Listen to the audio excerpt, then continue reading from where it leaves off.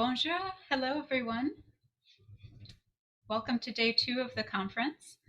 Bonjour à tous, bienvenue à la deuxième journée de la conférence. Je commence avec une explication de l'interprétation. Je vais partager l'écran pour quelques instants.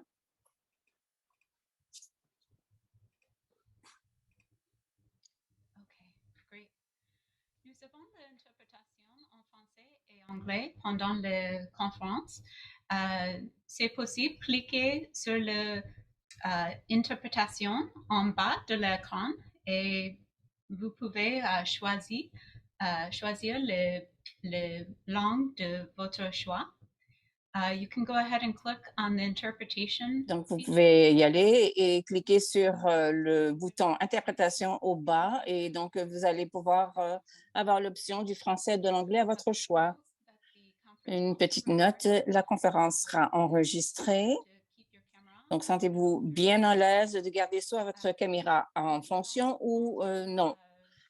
Nous avons beaucoup de présentations pendant la conférence. Donc, si vous voulez une pause pendant la conférence, ce n'est pas de problème. You can take a break at any time during the Vous pouvez conference. prendre une pause à n'importe quel moment pendant la conférence. Et donc, vous pouvez y aller et afficher tout commentaire que vous puissiez avoir dans le clavardage. On y répondra pendant la conférence. On les présentera et donc commentera à la fin de la conférence des conférenciers. J'aimerais demander à un de nos membres de l'équipe de passer en revue donc les reconnaissances de terre. So, hi everyone. Bonjour tout le monde. On behalf of the Dialogue McGill team, I'd Au just like to nom start the day by de l'équipe de acknowledging that Dialogue McGill McGill, je voudrais University, where we reconnaître are que right now, is l'Université located McGill où on on se the trouve est traditional située and unceded sur territory of the le Kanien'kehá:ka, territoire traditionnel des this land Kanien'kehá:ka. has long served as a site Et of cette meeting terre and a exchange amongst Indigenous souvent peoples, servi including the d'échange Haudenosaunee aux and Autochtones, Anishinaabe y nations. compris les So we'd Soronnais just like to et take the les time to nations honor, baies. recognize Donc, and on respect voudrait these nations as the prendre stewards ce of the temps land pour honorer and et waters donner on nos which we respects meet à today ces virtually. nations And pour today, cette terre Tiohtià:ke, et or ces eaux sur lesquelles Montreal, nous nous is home trouvons. to a Et diverse aujourd'hui, Tiohtià:ke, population, Montréal, est and we respect the continued l'accueil de connections with the plusieurs past, populations present, diverses. and future Et in nous voulons our reconnaître ongoing donc relationships with du passé, Indigenous and other le peoples in the présent et community. l'avenir So, pour since les this is a autres virtual personnes event, des we autres encourage collectivités. speakers to Étant donné deliver que c'est acknowledgements to the land that they might événement find themselves.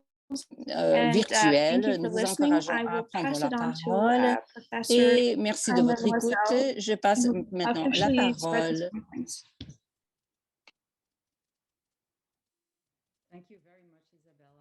à Jacqueline Vachon, ou Carmen, pardon. Bon, hier, nous avons eu un très beau mélange de points de vue canadiens. Nous avons reçu de très belles rétroactions. Et aujourd'hui, la conférence est plus basée sur des initiatives du Québec. Et c'est avec grand plaisir que je vous présente une membre de notre collectivité très engagée, Eva Villaba. Elle est directrice générale de Coalition Priorité Cancer au Québec, un groupe de défense de patients à but non lucratif voué à l'amélioration du système de soins de santé québécois pour les personnes touchées par le cancer. Depuis 2008, elle est impliquée dans plusieurs organismes charitables en santé, groupes de défense et patients et autres OSBL. La raison pour laquelle on l'a invitée à se joindre à nous et nous adresser la parole, c'est parce qu'elle a tellement de connaissances sur deux concepts qui sont vraiment très importants pour nous. Le premier, ce sont les soins de santé à valeur et comment défendre les utilisateurs de la santé et pour les familles. Donc, le titre de sa présentation, des approches à valeur ajoutée pour améliorer l'accès à la santé et aux services sociaux. Bienvenue, Eva. Thank you. Merci beaucoup. Je vais faire ma présentation en français aujourd'hui. If you need the interpretation, I'm sure you can follow those instructions and I'll take questions in whatever language you like. Alors, bonjour. Aujourd'hui, je vais juste partager mon écran. Voilà. Vous le voyez bien? Alors, j'aimerais vous parler des approches fondées sur la valeur et la mobilisation ou l'advocacy pour améliorer l'accès aux services sociaux et aux soins de santé. Alors, je vais vous parler, oui, de l'advocacy, aussi des soins de santé basés sur la valeur, value-based care, appliqués aux services de santé, mais aussi aux services sociaux qui vous intéressent également. Et finalement, ben, qu'est-ce que tout ça a à voir avec votre conférence et l'enjeu d'accès pour les minorités linguistiques? Donc, la coalition Priorité Cancer au Québec, c'est une coalition de plus de 65 organismes en oncologie, tous des organismes sans but lucratif, communautaires, représentant tous les types de cancers, toutes les phases de la maladie et toutes les régions du Québec. Et nous avons aussi beaucoup du reste du Canada qui sont intéressés par cette mission qu'on a, qui est d'améliorer les soins de santé et de services sociaux au Québec pour les personnes touchées par le cancer. Donc, voici quelques-uns de nos membres. Et notre rôle est vraiment de donner une voix forte aux personnes touchées par le cancer, à toutes les personnes. Ça nous met un énorme fardeau pour représenter toutes les voix et non seulement ceux qui sont les plus bruyants ou ceux qui sont déjà très bien représentés. Donc, pourquoi avons-nous besoin de l'advocacy? Idéalement, on n'aurait pas besoin d'organismes comme nous parce que tout serait équitable et le gouvernement prendrait tout le temps les bonnes décisions pour tous et on n'aurait pas besoin de l'advocacy. Prenons cet exemple de Nathalie qui vit dans une région du Québec, pas dans un centre urbain. Elle a seulement accès à un hôpital régional. Elle est atteinte d'un mélanome. Déjà, elle a eu des délais avec son diagnostic parce que les médecins sont uniquement formés pour détecter le mélanome sur des peaux blanches. Donc, déjà, elle a eu des délais. Là, en région, elle n'a pas accès et elle vient d'immigrer d'un pays qui parle plutôt anglais et dans les régions, ben, elle a la difficulté, elle comprend bien le français, mais pas assez pour vraiment expliquer ses besoins ou elle prétend comprendre ce qu'on lui dit, mais vraiment rendue à la maison, elle ne peut pas prendre des décisions bien éclairées. Et on lui dit que pour avoir accès à ces services, pour les traitements, par exemple, elle aura besoin de voyager 3 heures dans un centre hospitalier universitaire. Donc, dans ces cas-là, on prend pour acquis que tout le monde au Québec peut avoir accès à tous les services qui sont déjà couverts par notre service de santé publique. Mais en réalité, il existe des iniquités et si jamais, si personne n'en parle, ben on ne sait pas que ces problèmes-là arrivent aussi souvent qu'ils arrivent. Donc, c'est quoi le rôle des organisations de défense des patients, les associations de patients ou les groupes d'advocacy comme nous? Ben, en fait, c'est de veiller à ce que la voix du patient et de sa famille soit entendue et valorisée, spécialement ceux qu'on entend moins, spécialement ceux qu'on oublie ou qu'on néglige, peut-être sans avoir de mauvaises intentions. On est là pour vraiment améliorer des politiques publiques en santé et services sociaux pour apporter des solutions et non seulement pour se plaindre ou identifier des problématiques, mais également pour aussi proposer des solutions qui sont pratico-pratiques et qu'on peut appliquer rapidement sur le terrain avec tous les joueurs.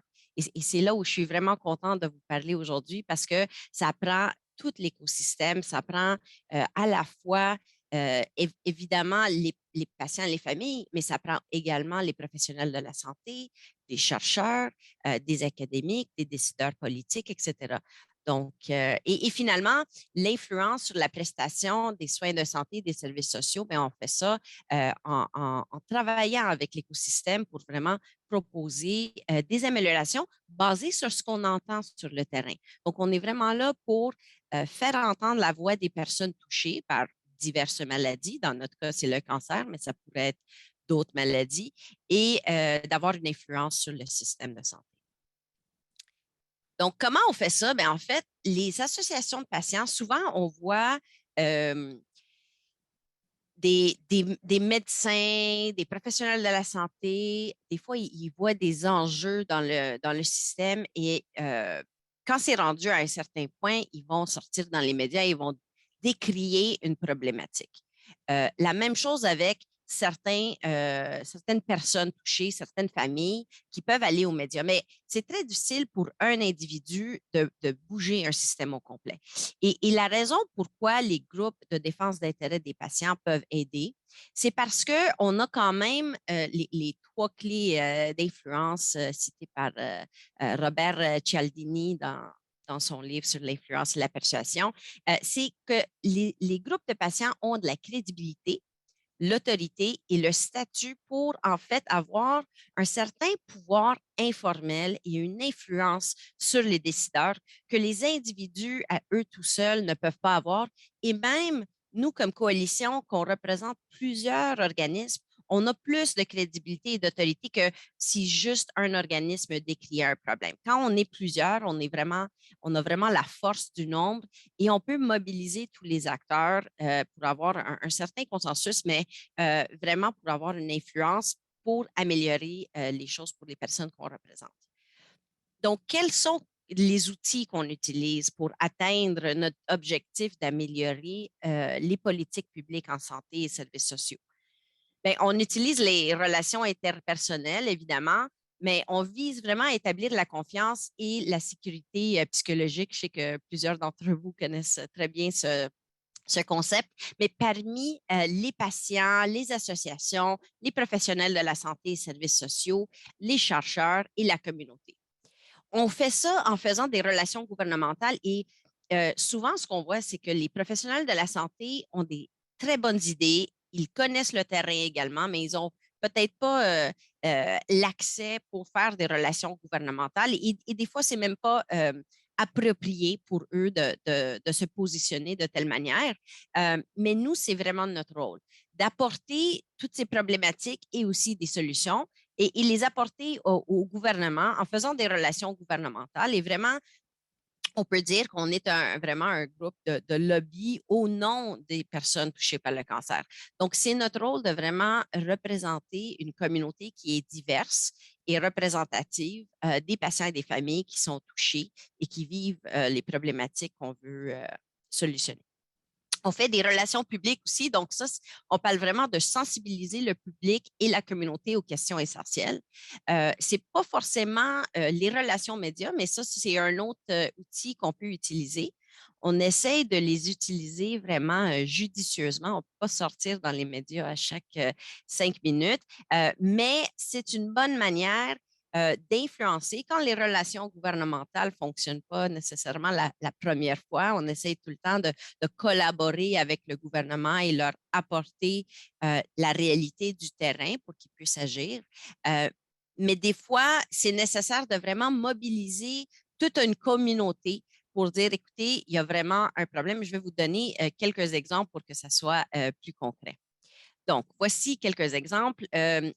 Au début de la pandémie, la Coalition Priorité Cancer a fait 2 études d'impact de la COVID-19 sur les personnes atteintes de cancer. On l'a fait à 4 semaines et 9 semaines après le déclenchement de la pandémie pour voir vraiment quel était l'impact sur les personnes atteintes de cancer parce qu'au début, on disait qu'il n'y aurait pas d'impact. On a vu, entre autres, qu'il y avait un énorme impact sur la santé mentale des personnes touchées par le cancer parce qu'ils vivaient un double risque. Une double crainte et anxiété. Un, c'est ils entendaient qu'ils étaient plus à risque d'attraper la COVID-19 et d'en mourir. Donc, ils avaient peur de se présenter à l'hôpital, mais en même temps, ils avaient une crainte que s'ils se présentaient à l'hôpital, s'ils ne se présentaient pas, les traitements dont ils avaient besoin pour survivre allaient peut-être avoir un délai ou que ça allait impacter leur pronostic. Donc, en fait, ce qui est découlé de ça très concrètement, c'est qu'on a fait un sondage de 600 personnes à travers le Québec en anglais et en français de tous les types de cancers.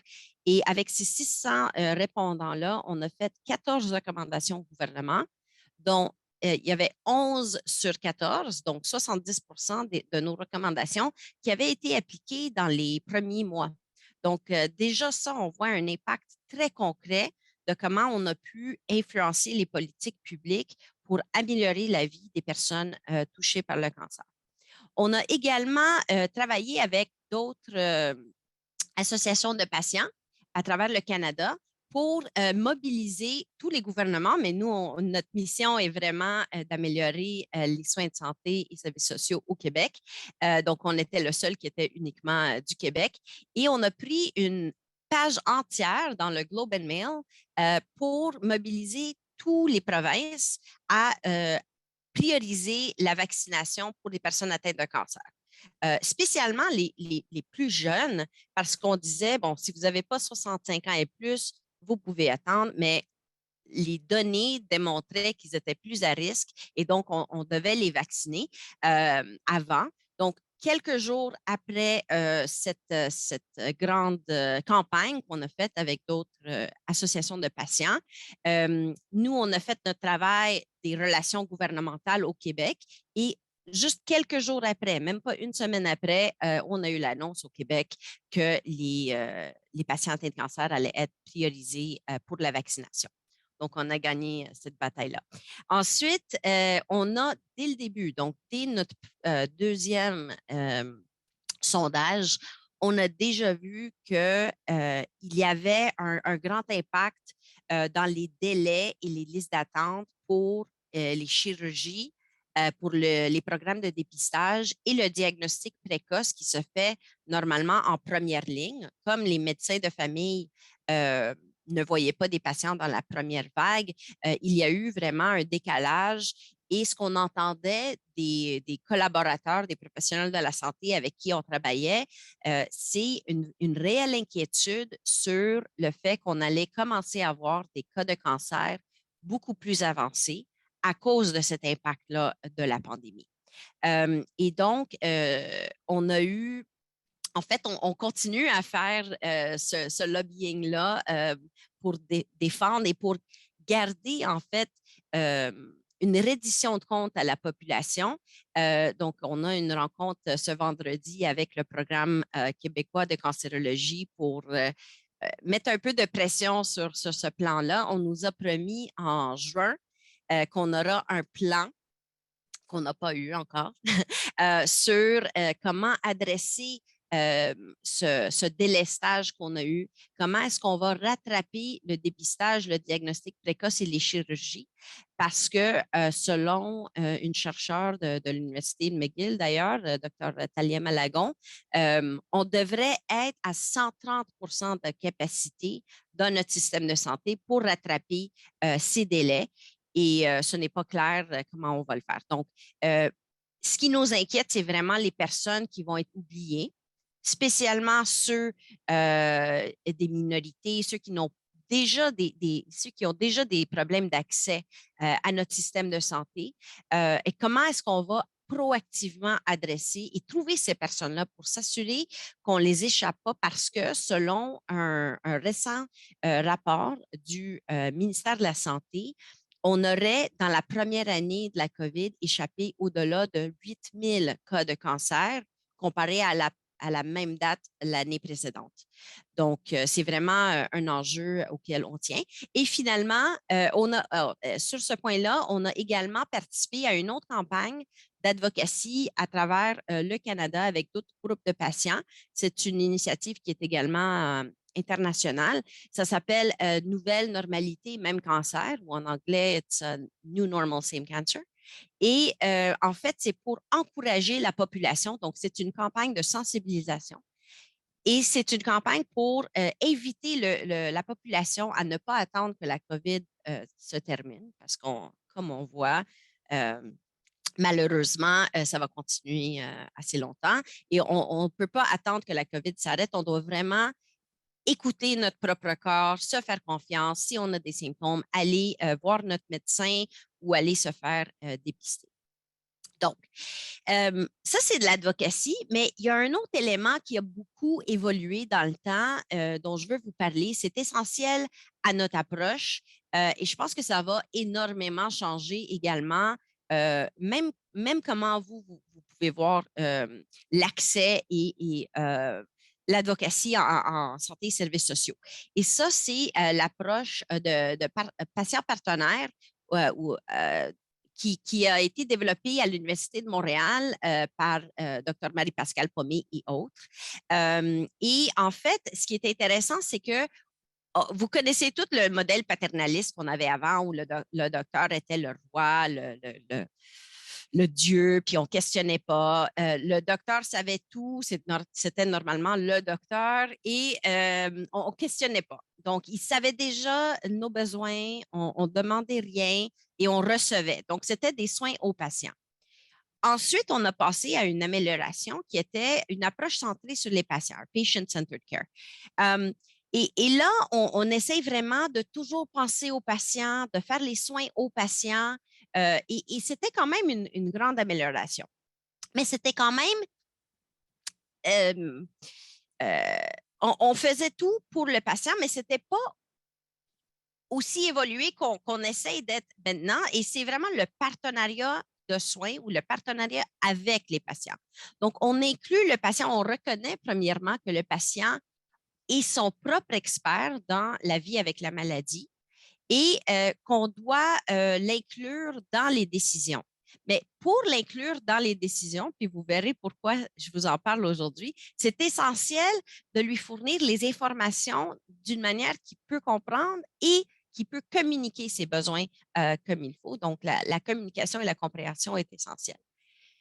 Il y a différents niveaux de participation avec les patients et encore, c'est un autre schéma, un autre cadre de référence de Dr. Marie-Pascale Pommier. Et vraiment, quand on parle de participation, on peut parler au niveau micro, clinique, vraiment, moi avec mon professionnel de la santé. Donc, ça, c'est vraiment un partenariat entre moi et mon clinicien. On peut aussi être partenaire des soins dans un établissement. Donc, je participe à améliorer les soins de santé et services sociaux dans mon établissement. Ça, c'est plutôt tactique ou méso, si on veut.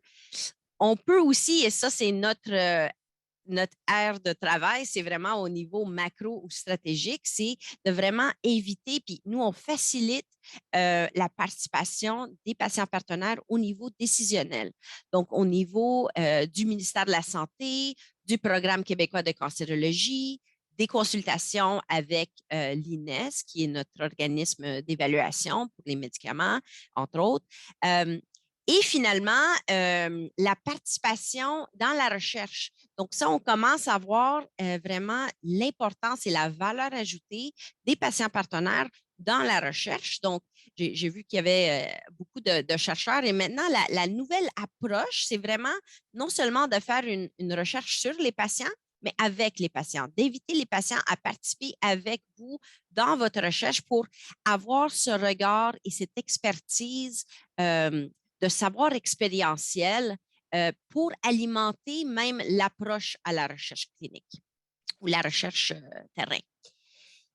Maintenant, ça, c'est mon dada, mon thème préféré récemment, c'est les soins de santé basés sur la valeur ou vous avez peut-être entendu parler comme Value-Based Healthcare, VBHC. Qu'est-ce que c'est et pourquoi ça devrait vous concerner? Bien, en fait, si vous pensez à notre système actuel et la base des décisions qu'on prend aujourd'hui, on verra que normalement, on prend des décisions basées sur soit le coût, soit les ressources ou qu'est-ce qui convient au système. Des fois, on prend des décisions basées sur qu'est-ce qui convient aux professionnels de la santé. Mais dans cette approche-là de value-based healthcare ou soins de santé basés sur la valeur, on parle vraiment de déterminer la valeur et de prendre des décisions basées sur les résultats de santé et de services sociaux qui sont importants aux patients. So, outcomes that matter to patients.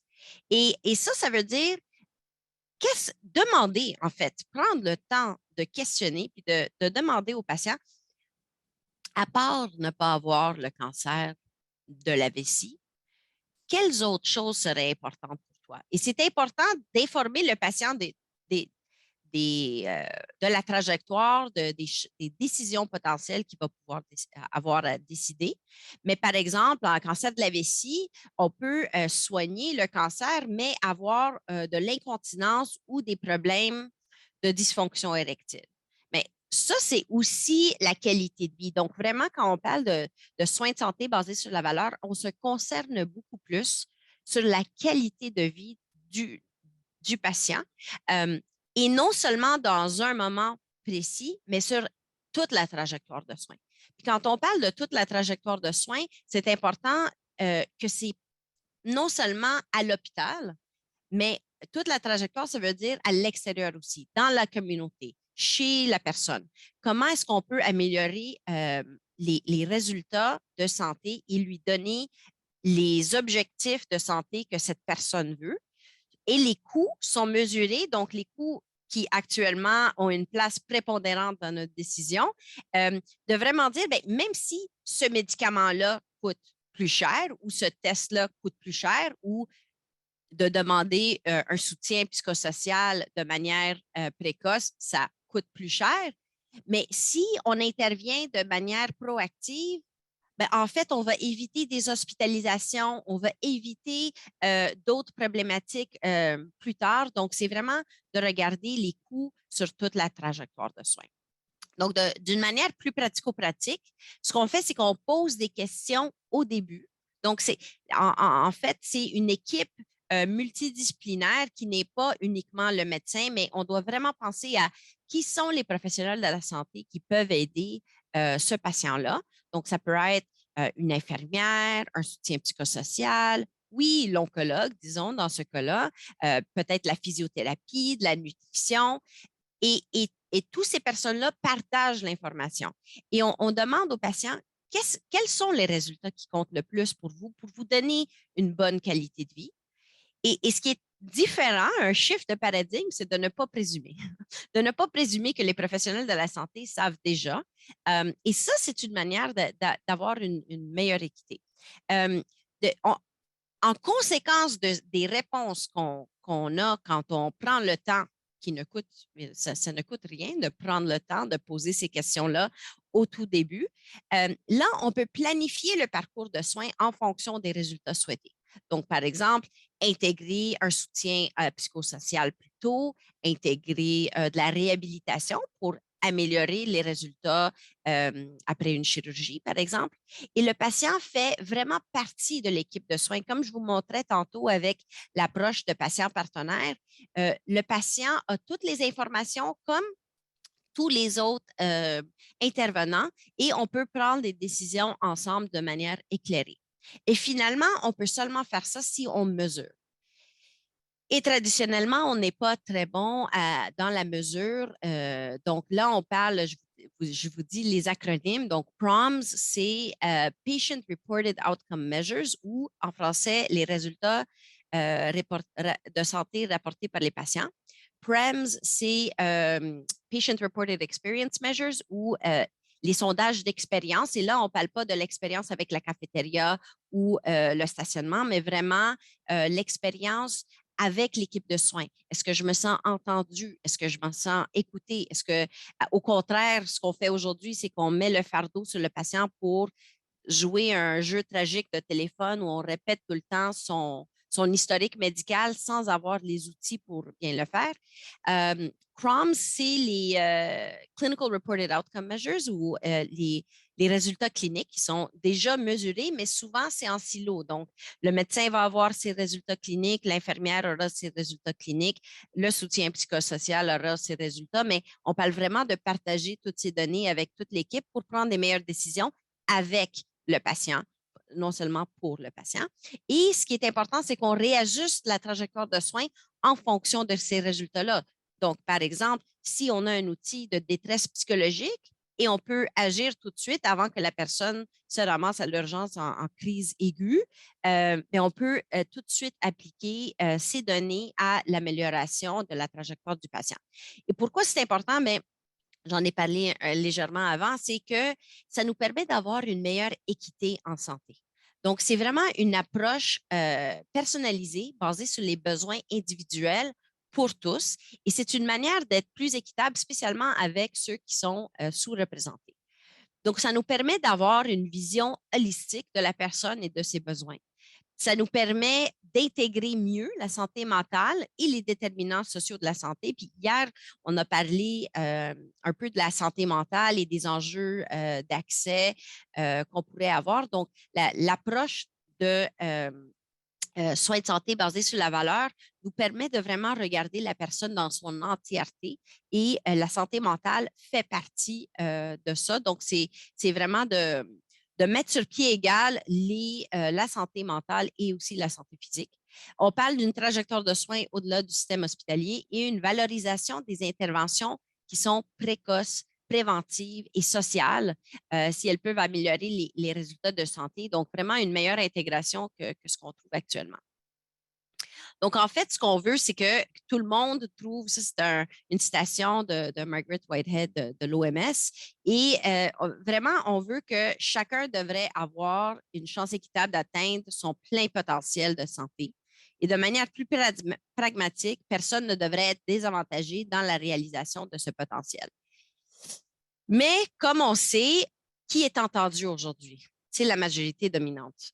Que ce soit au Québec, en Finlande, dans le reste du Canada, c'est la majorité dominante qui décide des politiques publiques. C'est les personnes qui sont en position de pouvoir et qui sont plus privilégiées qui peuvent faire les politiques publiques en santé. C'est ceux qui ont un meilleur réseau et qui peuvent mobiliser ce réseau. Et c'est ceux qui maîtrisent les ressources de communication. Donc, c'est là où le pouvoir de la mobilisation publique et les groupes d'advocacy peuvent réellement aider pour aider ceux qui ne sont pas représentés dans ces groupes-là à être mieux entendus. Donc, quand on parle d'équité et de représentativité, bien, on sait que déjà, il y a des enjeux par rapport à le type de maladie. En oncologie, il y a certains cancers qui reçoivent plus d'attention que d'autres. Mais ça peut être des maladies rares, ça peut être des maladies qui sont stigmatisées. Donc, vraiment, ces personnes-là ont moins de représentation. Quand on parle de géographie, bien, on sait évidemment que les personnes en région rurale ont moins d'accès que les personnes en milieu urbain. On a déjà parlé hier beaucoup des déterminants sociaux de la santé et évidemment, ce qui nous concerne beaucoup, c'est les communautés marginalisées ou mal desservies et malheureusement, on ne peut pas oublier la leçon tragique qu'on a eue l'année dernière avec Mme Joyce Echaquan, qui nous a démontré à quel point nous avons complètement négligé la communauté autochtone dans notre service de santé, notre système de santé publique. Donc, ce n'est pas tout morose. On a des enjeux et des opportunités. Puis là, je parle juste de mon point de vue avec les enjeux que j'ai soulevés avec vous aujourd'hui. En fait, qu'est-ce que ça a à voir avec ce qui vous concerne ici, avec les minorités linguistiques? Mais en fait, pour être un réel partenaire de ses propres soins, on doit pouvoir comprendre, on doit pouvoir avoir une littératie médicale, mais même plus de base que ça, on a besoin de comprendre ce qui nous est dit et de pouvoir nous-mêmes s'exprimer de manière que nos désirs et nos résultats de santé sont bien compris. Donc, c'est essentiel pour le partenariat de soins et pour l'autonomisation ou l'empowerment des patients. On veut vraiment assurer que les patients peuvent avoir un consentement éclairé et partagé aux décisions qui leur concernent. Et actuellement, si on ne reconnaît pas l'importance des minorités linguistiques et de leurs freins à s'exprimer et à comprendre ce qui se passe avec leur propre santé. Là, on passe vraiment à côté, mais la bonne nouvelle, c'est qu'on a les outils dans chaque dans chaque établissement du ministère de la Santé, je sais spécialement dans les centres de cancérologie, mais actuellement, le gouvernement a mis en place, il y a seulement quelques années, des bureaux du partenariat. C'est souvent affilié au département de qualité des hôpitaux, des établissements, mais c'est un outil pratico-pratique d'intégrer les patients partenaires dans un établissement. Et là, on voit que la représentativité est vraiment essentielle. Si c'est très homogène et on a les mêmes genres de personnes, bien, on va continuer avec les problèmes d'accès. Mais c'est vraiment, on a des outils pour mieux intégrer les patients et c'est une approche que le ministère commence à adopter plus largement. On continue notre advocacy là-dedans pour les encourager et leur garder, assurer qu'ils rendent des comptes à leurs promesses, mais ils ont quand même des cadres pour appliquer ce partenariat de soins et de plus en plus de personnes dans le système public sont en train de l'appliquer. Et ensuite, quand on parle de valeur, ben, c'est important de reconnaître des besoins uniques. Donc, pour évaluer la valeur pour la personne et pour le système, et ce qu'on voit dans le value-based care ou les soins de santé basés sur la valeur, c'est que ce qui est bon pour le patient est aussi bon pour le système parce que le patient ne veut pas plus de services. Le patient veut être en santé. Il ne veut pas des soins de santé. Donc, si on fait ce qui est bon pour le patient, bien, ce sera également bon pour le système, mais pas vice-versa. Donc, c'est pour ça que la valeur doit être vraiment évaluée au niveau individuel. Et ça veut dire que chaque individu doit être interpellé sur leurs propres besoins et objectifs de santé. On ne peut pas penser que tout le monde est pareil, tout le monde est homogène et qu'on connaît déjà ce qui est important pour eux. En fait, on doit prendre le temps, ce qui coûte à peu près rien, pour demander à cette personne-là, par exemple, une femme de 35 ans qui a un cancer du sein et qui va subir, on doit lui expliquer toutes les options. Est-ce que c'est une mastectomie ou vraiment une chirurgie plus précise? Est-ce que ça va affecter sa fertilité? Bien, on a au Québec l'option d'avoir des services d'oncofertilité ou de préservation de la fertilité. Est-ce qu'on assume parce qu'elle a 39 ans qu'elle n'aura plus besoin de sa fertilité? Est-ce qu'on ne lui parle pas parce qu'on ne pense pas qu'elle va vouloir parce elle n'est pas en couple? Ou on devrait prendre le temps. Peut-être qu'elle ne voudra pas, peut-être que oui, mais on doit prendre le temps pour demander est-ce que la fertilité, c'est quelque chose d'important pour vous?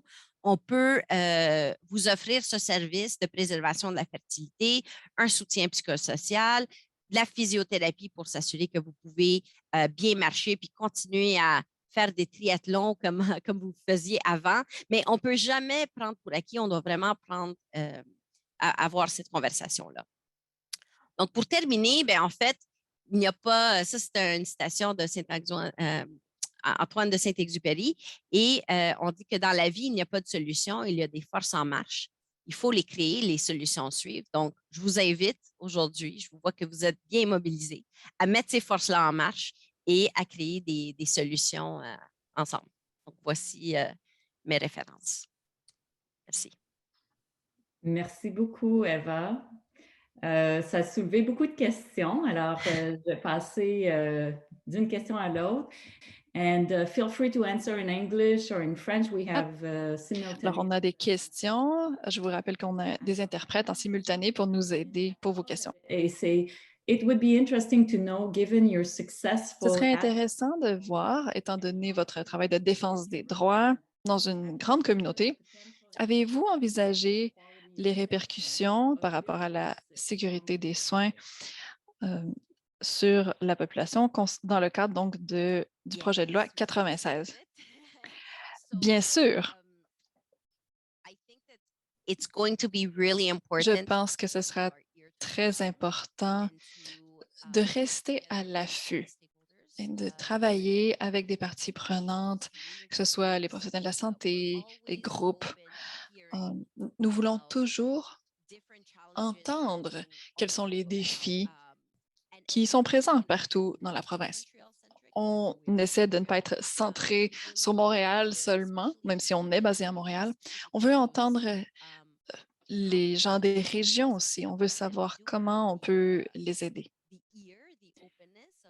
Nous avons cette ouverture aussi avec des hauts fonctionnaires en santé. Donc, s'il y a des problématiques, c'est quelque chose certainement pour lequel on se mobiliserait et on va s'assurer que ça va percoler vers le haut. Merci.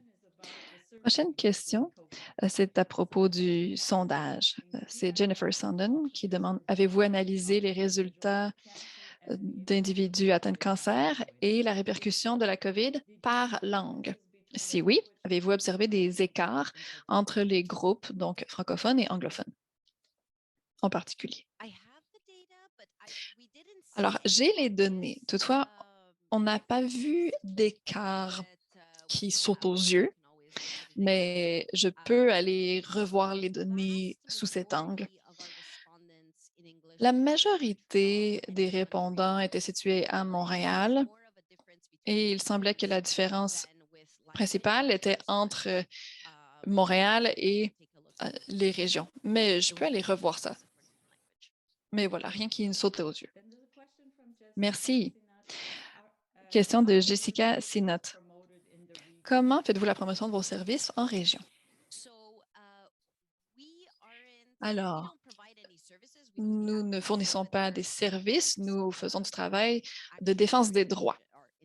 Mais nous avons des groupes présents en région. Donc, Cancer Saguenay, par exemple, c'est un groupe régional ou l'ASEC, donc l'Association du cancer de l'Est du Québec. Alors, il y a des membres situés en région, des membres régionaux, et notre rôle est d'amplifier les voix de ces groupes qui sont présents localement et régionalement. On souhaite encourager le système de santé à se référer à ces groupes qui peuvent et qui représentent en fait leur population. Les organisations sont listées, répertoriées sur notre site Web.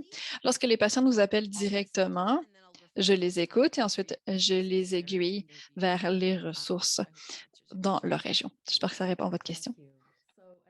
Merci. Ensuite, une question de Juan Carlos qui nous dit So I'm not sure, and maybe he can come on and just explain to us which strategy, but I'll keep reading the question, and then if it's clear. Alors, je vais relire la question en demandant une clarification. Aux autres advocates, des health navigators, je ne pense pas que l'État pourra fournir des travailleurs de la santé pour ce rôle important. Donc, ça revient aux organismes communautaires et c'est une question aussi. Donc, est-ce que ça revient aux organismes communautaires et bénévoles d'avoir cette stratégie, je crois, de peer support? Mais Juan Carlos, est-ce que tu veux clarifier ou est-ce que j'ai bien représenté ta question? Yes, I think my question was Oui, en fait, value-based. ma question, c'est par rapport à cette stratégie basée sur la valeur pour les patients. Donc, pour avoir un défenseur des droits pour les patients individuels, quelqu'un qui comprend la situation de l'individu, j'essaie de voir comment ça peut s'articuler dans la province, disons avec des gens qui sont atteints de diabète ou de cancer ou une maladie inflammatoire de l'intestin. Comment, voilà, cela peut dépendre. Est-ce que ça dépend des organisations communautaires, des gens qui sont formés et qui comprennent cette approche basée sur la valeur? Oui, alors l'approche basée sur la valeur, contrario par rapport à l'approche centrée sur le patient, cette approche est individuelle, cette dernière approche centrée sur le patient. Et à ce moment-là, au CHUM, par exemple, on appelle ça des patients accompagnateurs.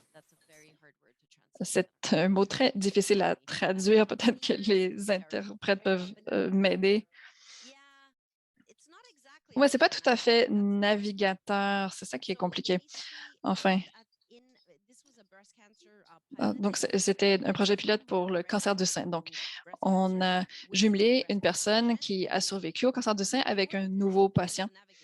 Et ce n'était pas un rôle de navigateur ou d'intervenant pivot, c'était vraiment un rôle d'accompagnement, juste pour partager son expérience. C'est un peu comme un coach, mais pas exactement. Enfin, c'est très difficile de trouver les bons mots. Mais voilà, ça, c'est un type de support par les pairs. Maintenant, pour clarifier par rapport aux soins basés sur la valeur, voilà, on parle d'une approche différente qui vient transformer les soins de santé. C'est une approche qui transforme le système. On veut avoir les meilleurs résultats pour les patients, pour l'ensemble de la trajectoire des soins et à moindre coût, évidemment. Mais l'objectif premier est d'améliorer proactivement les résultats de santé des patients, au-delà de cancer ou pas cancer. Comment s'assurer que les gens soient bien et pas seulement pas malades?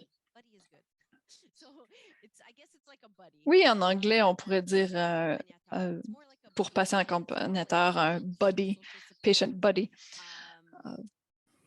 C'est comme un programme de jumelage. C'est quelqu'un qui est là avec vous. Ils n'ont pas les réponses cliniques, ils sont là plutôt pour du soutien moral et psychologique. Et on sent une relation de confiance parce que cette personne a un vécu. Donc ça, c'est sur le plan individuel. Mais l'approche basée sur la valeur se met à l'échelle systémique. Et oui, comme prestataire de soins, on peut se demander qu'est-ce que c'est que le bien-être pour cette personne? Ça va au-delà de ne pas être malade. Qu'est-ce que c'est que la qualité de vie pour cette personne? Pas seulement, bon, comment on se débarrasse de tel cancer. C'est là l'idée. On ne veut pas avoir, on n'a pas besoin nécessairement d'une personne en défense des droits, un défenseur pour un patient. Nous faisons la promotion de cette approche auprès du ministère, donc à plus grande échelle, avec certaines réussites. Je pense que j'ai peut-être sauté cet aspect-là plus tôt, mais il y a quelques semaines, le gouvernement du Québec a adopté une loi, un projet de loi 19 sur les données de santé. Et on a consulté à ce moment-là des groupes de patients. Donc, ça, c'est très positif. On veut s'assurer que la voix des patients est toujours entendue en lien avec cette loi sur les renseignements de santé pour s'assurer que les patients aient accès à leurs propres données. Je pense que ça va régler certains problèmes d'accès, même pour des communautés en minorité linguistique. Donc, si on n'a pas accès à notre propre dossier médical et en plus, on a de la difficulté à exprimer nos antécédents et tout ça, voilà, si on a des données centralisées, ça va être facilité et on n'a pas besoin de tout répéter chaque fois. C'est un dossier centralisé pour l'ensemble des services, que ce soit en réhabilitation, en nutrition, pas seulement donc les médecins. Et donc, je pense que ça va améliorer les choses côté accès et équité, incluant pour les minorités linguistiques. Excellent. On a beaucoup de commentaires, beaucoup de questions. Julia dit merci beaucoup pour le travail que vous faites. Je suis inspirée par le travail que vous faites. Ce genre de défense des droits devrait s'étendre à d'autres sphères. Et oui, je suis très, très d'accord. Alors, Eva, je ne sais pas si vous recherchez des collaborateurs, quoi que ce soit, ou y a-t-il des défis particuliers par rapport au partenariat? Eh bien, oui, nous travaillons, par exemple, en novembre passé, il y a un groupe de travail qui cherche à appliquer les soins basés sur la valeur au-delà du cancer. Nous avons eu un événement, une genre de conférence le mois passé. Et il y a des groupes de défense des intérêts des patients partout au Canada, pas seulement donc liés au cancer. Et on se rassemble et on parle des des différents défis. On a parlé pendant une journée de la santé autochtone, avoir une meilleure compréhension non seulement des inéquités, mais aussi à savoir que peut-on apprendre des communautés autochtones, comment ces communautés ont réagi à la COVID, donc vraiment avec plus une lentille de santé publique. Il y a des groupes aussi par rapport à la santé publique, des groupes liés à la santé mentale. Donc, on essaie de mobiliser le plus d'intervenants que possible. À ma connaissance, il n'y a pas d'autres organisations similaires à la nôtre en matière de santé. Je sais qu'en santé mentale et pour les aidants naturels aussi, il y a une genre de coalition, de groupe. Mais bien sûr, on est très heureux de collaborer avec d'autres intervenants du milieu et faire profiter aussi de notre réseau. Oui, excellent point. Nous avons un autre commentaire. Jim Carter nous dit, oui, on peut utiliser les réseaux et il y a des bons exemples de ce genre de rôle, donc d'intervenants pivots ou de navigateurs. Donc, je crois que vous travaillez aussi avec des réseaux communautaires, Eva? Eh bien, c'est intéressant. J'étais présente hier à la conférence et non, c'est-à-dire on travaille avec des groupes communautaires, mais pas encore avec des réseaux communautaires. Alors, l'invitation est lancée. J'adorerais travailler avec des groupes et des réseaux communautaires. Je pense que c'est une ressource non exploitée et je suis toujours ouverte à voir comment on peut mieux servir les gens, dans notre cas, atteints de cancer. Je crois que ce serait tout à fait une collaboration prometteuse. Alors, voilà, l'invitation est lancée. Oui, et peut-être que Dialogue McGill peut justement faciliter les choses de ce côté-là. Super. Merci pour votre... Laissez-moi regarder. Comment considérer dans nos politiques publiques les besoins singuliers des communautés minoritaires dans un monde sanitaire universaliste? En fait, je pense qu'on peut avoir des politiques publiques qui sont assez flexibles et qui reconnaissent des expériences diversifiées. Et donc, ce n'est pas un moule one size fits all, c'est une approche pour tout le monde, mais vraiment de reconnaître qu'on doit adapter notre modèle pour reconnaître les besoins. Et honnêtement, la seule façon de le faire, c'est de demander, de bien prendre le temps de comprendre les besoins, mais avant de faire ça, on doit reconnaître qu'il y a des besoins et des problèmes, comme le racisme systémique, par exemple.